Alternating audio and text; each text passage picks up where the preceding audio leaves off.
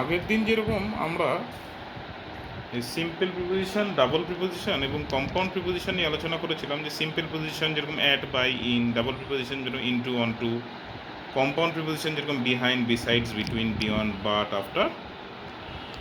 Simple preposition একটা word দিয়ে, double preposition দুটো দিয়ে, কম্পাউন্ড প্রিপোজিশনও দুটো দিয়ে। তেমনি আমরা ফ্রেজাল প্রিপোজিশন আজকে আলোচনা করব। ফ্রেজাল প্রিপোজিশনটা কি? যেখানে আমরা এক, দুই, দুইয়ের অধিক, বা এক তো অবশ্যই নয়, দুই বা দুইয়ের অধিক শব্দ দিয়ে গঠিত যে প্রিপোজিশন, সেটাকে আমরা বলি ফ্রেজাল প্রিপোজিশন। এবার এই ফ্রেজাল প্রিপোজিশনে অনেকগুলো আছে। ফ্রেজাল প্রিপোজিশন প্রচুর আছে, প্রত্যেকটাই আমরা ধরে ধরে বুঝবো, এবং সবচেয়ে ভালো হবে যদি আমরা প্রত্যেকটা ফ্রেজাল প্রিপোজিশন বাক্য গঠন করে বুঝি, তাহলে আমাদের একটার থেকে আরেকটা কীভাবে আলাদা সেটা বোঝা যাবে। দেখো, প্রথমটা যেরকম আছে, বিকজ অফ মানে কারণ। He could not attend school because of his illness. সে স্কুলে আসতে পারেনি যেহেতু তার অসুখ ছিল। ইন ফ্রন্ট অফ মানে কি? মানে সামনে। He stood in front of the car. By means কি? কীভাবে, মানে কীভাবে কোনো একটা কার্য সিদ্ধি করলো। He succeeded by means of hard work. সে সফলতা অর্জন করলো তার খাটনি দিয়ে। ইন অপোজিশন টু মানে কোনো জিনিসের বিরুদ্ধে, যেরকম he was in opposition to the blue party, কেউ কিছুর বিরুদ্ধে গেলে। অন অ্যাকাউন্ট অফ আর এই যে বিকজ অফ, এই দুটো ফ্রেজাল প্রিপোজিশন প্রায় একই জিনিস দর্শায়। এটাও দর্শায় কারণ, অন অ্যাকাউন্ট অফও দর্শায় কারণ।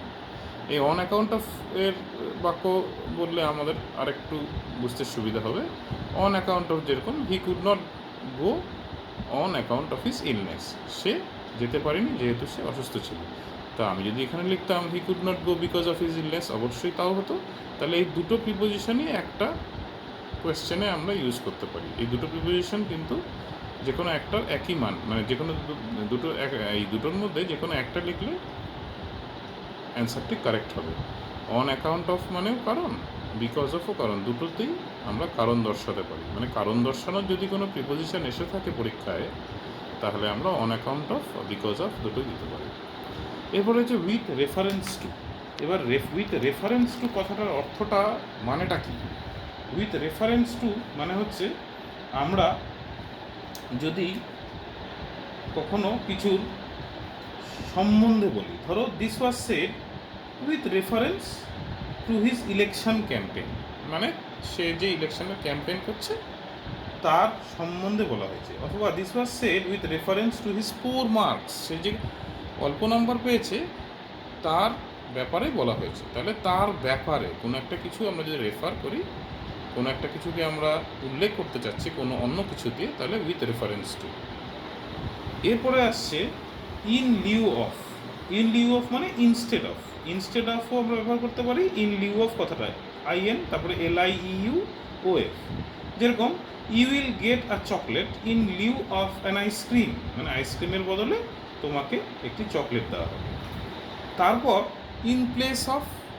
ইন প্লেস অফ মানে এটার পরিবর্তে ওটা, একই ব্যাপার। একটু আগেই আমরা যেরকম দেখলাম বিকজ অফ আর অন অ্যাকাউন্ট অফ, এই দুটো ফ্রেজাল প্রিপোজিশন এর মানে একই, সেরকমই এখানে ইন লিউ অফ আর ইন দ্য প্লেস অফ দুটো একই। যেরকম আমি যদি ওই একই ব্যক্তিকে বলি যে you will get a chocolate in place of an ice cream, এই একই হবে। এবং you will get an ice cream in place of a chocolate, you will get an ice cream in lieu of a chocolate, একই হবে। তাহলে ইন লিউ অফ আর in place of দুটোই কিন্তু একই মানে দর্শাচ্ছে, দুটোই একই প্রিপোজিশন। মানে কোনো জায়গায় যদি ইন লিউ অফ হবে, সেখানে যদি আমি ইন লিউ অফের পরিবর্তে ইন দ্য প্লেস অফ লিখি তাহলে হবে। এবং এটা মনে রাখো সবাই যে ইন লিউ অফ এবং ইন দ্য প্লেস অফ এই দুটো আমরা কখন ব্যবহার করি? যখন একটা জিনিসের পরিবর্তে আরেকটা জিনিস আমরা অফার করি, তখন আমরা এই প্রিপোজিশনটা ব্যবহার করি। তারপরে হচ্ছে with a view two. With a view two মানে কি? যে সে গিয়েছে একটা উদ্দেশ্য নিয়ে। কি উদ্দেশ্য নিয়ে? সেটা যখন আমরা লিখি তখন উইথ আ ভিউ টু। যেরকম he has gone to Puri with a view to visit the famous Jagannath temple. ঠিক আছে? সে একটা উদ্দেশ্য নিয়ে গিয়েছে। যখন কোনো উদ্দেশ্য নিয়ে যাচ্ছে কেউ, তখন যদি আমরা কোনো প্রিপোজিশন দিয়ে সেটা দর্শাই তাহলে সেটা হচ্ছে উইথ এ ভিউ টু। এরপরে দেখছি আরেকটা আছে in the event of. In the event of মানে যদি এটা হয়, যেরকম this function will not be held in the event of rough weather. যদি খারাপ আবহাওয়া হয় তাহলে এই ফাংশনটি হবে না। তাহলে ইন দ্য ইভেন্ট অফ মানে ঘটনা যদি ঘটে, এই ঘটনাটা যদি ঘটে তাহলে এটা হবে না। ইন দ্য ইভেন্ট অফ যদি কিছু একটা ঘটে তাহলে এটা হবে না। তাহলে হচ্ছে আরেকটা এক্সাম্পল আমি দিই, আরেকটু বুঝতে সুবিধা হবে। যেরকম the meeting will be cancelled in the event of the absence of the president of the school. তাহলে যদি এরকম ঘটে যে প্রেসিডেন্ট আসবেন না তাহলে স্কুলের মিটিংটা ক্যান্সেল হবে। এরপরে আমরা আরও অনেক কিছু পাই, যেরকম on the brink of. Brink of মানে কি একদম শেষে, সীমান্তে, মানে তারপরেই কিছু একটা ঘটতে চলেছে। যেরকম the two countries of India and China are on the brink of war, মানে যুদ্ধ, আসন্ন যুদ্ধর একদম সামনাসামনি, যুদ্ধ হবে হবে। অন দ্য ব্রিঙ্ক অফ কোনো একটা জিনিস ঘটতে সবে চলেছে, মানে সবে আর বেশিক্ষণ নেই, যে কোনো সময় ঘটতে পারে, তখন আমরা বলি অন দ্য ব্রিঙ্ক অফ।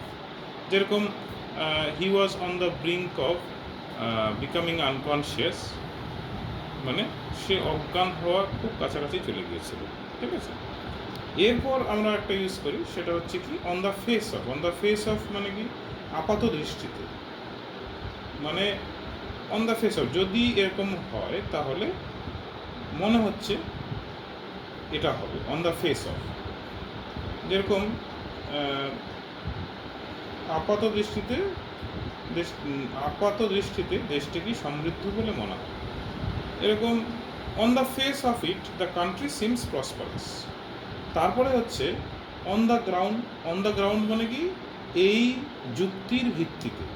যেরকম আমি যদি বলি his application was rejected on the ground of his being a person of bad character, তার মানে তার দরখাস্তটি ক্যান্সেল হয়েছে যেহেতু তার চরিত্র ভালো নয়।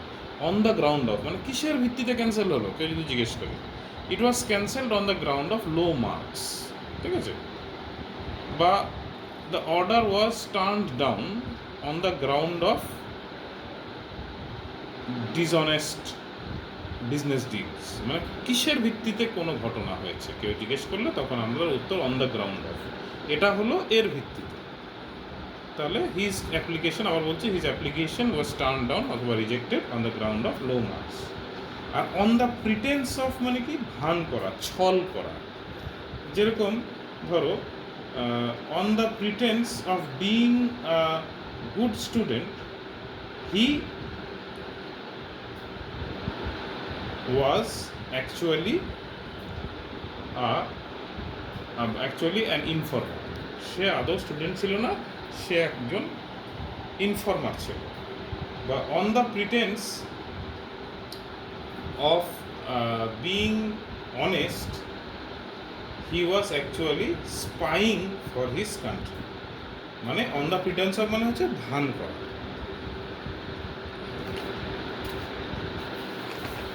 তারপরে আমরা পাই হচ্ছে with a view two. With a view two মানে হচ্ছে কি জন্য সে করেছে, কি জন্য কোনো কাজ করবে কেউ, কি উদ্দেশ্য। যেরকম he went to Delhi with a view to visit the Taj Mahal. সে দিল্লি গিয়েছে কেননা সে তার উদ্দেশ্য তাজমহল দেখা। আরেকটা আছে একটু আনকমন যদিও এটা, সেটাকে বলে by dint of. By dint of মানে কি, বাই ডিন্ট অফ মানে হচ্ছে কিছুর দ্বারা। ঠিক আছে। যেরকম he did not do well in the examination by dint of his irregular study. তো এটার জন্য এটা হয়েছে। যেরকম এটা উল্টো হতে পারে, he did very well in the exam by dint of his hard labour. তো বাই ডিন্ট অফও কিন্তু একটা প্রিপোজিশন, ডিআইএনটি, হ্যাঁ, ডিন্ট, বাই ডিন্ট অফ। তারপরে হচ্ছে ইন অ্যাগ্রিমেন্ট উইথ। যেরকম I am not in agreement with you, আমি তোমার সাথে একমত নই। এই ক্ষেত্রে আমরা ইন অ্যাগ্রিমেন্ট উইথ এই প্রিপোজিশনটি ব্যবহার করতে পারি। আবার ইন কম্প্যারিজন উইথ আছে, তুলনামূলক যখন আমি কিছু বলি, যেরকম ধরো Shakespeare, in comparison with Shakespeare most other dramatists are very ordinary. শেক্সপিয়ারের তুলনায় অন্যান্য নাট্যকাররা খুবই অর্ডিনারি, খুবই সাধারণ। তাহলে ইন কম্প্যারিজন উইথও একটা ফ্রেজাল প্রিপোজিশন, যেটা আমরা কারোর সঙ্গে কিছু বা কিছুর সঙ্গে কিছু তুলনা করলে সেটা দর্শাতে পারি। তারপরে ইন কানেকশন উইথ মানে হচ্ছে কী ব্যাপারে দেখা করতে গিয়েছিলাম বা কী কারণে কোনো কাজ করেছি, যেরকম I went to the sales tax office in connection with my payment of taxes, বা I met the headmaster in connection with my online classes, কী জন্য, ঠিক আছে।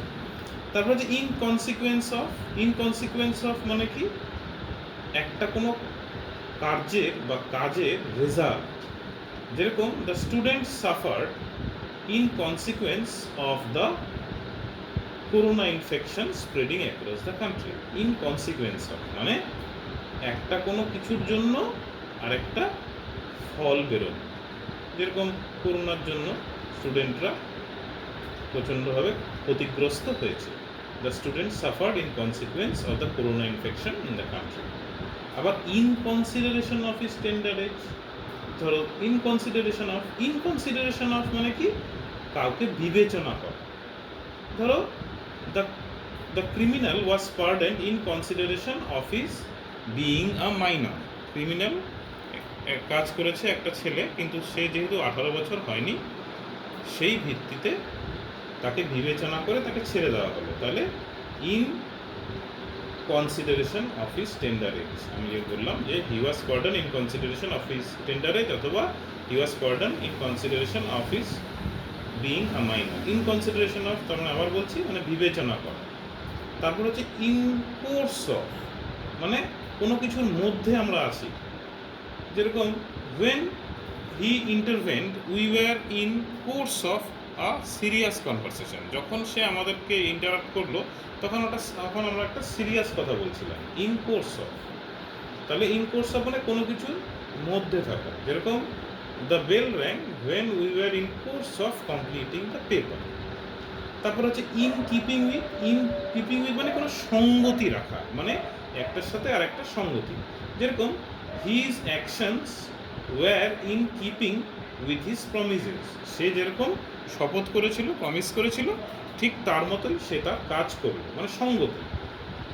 আমরা এরকম বলি না যে your actions are not in keeping with your thoughts, মানে তুমি যেটা চিন্তা করো তোমার চিন্তাটা তোমার কাজের সাথে কোনো মিল নেই, কোনো সঙ্গতি নেই। তো ইন কিপিং উইথটা মানে হচ্ছে সঙ্গতি রাখা। আবার হচ্ছে ইন কোয়েস্ট অফ, এটাও কিন্তু একটা ফ্রেজাল প্রিপোজিশন, এটার মানে হচ্ছে খোঁজা, যেরকম after completing his studies he was in Quest of a good job. তার পড়াশোনা শেষের পরে সে একটা ভালো চাকরি খুঁজছিল। তারপরে হচ্ছে ইন ভিউ অফ মানে কি, ইন ভিউ অফ মানে হচ্ছে যে তোমার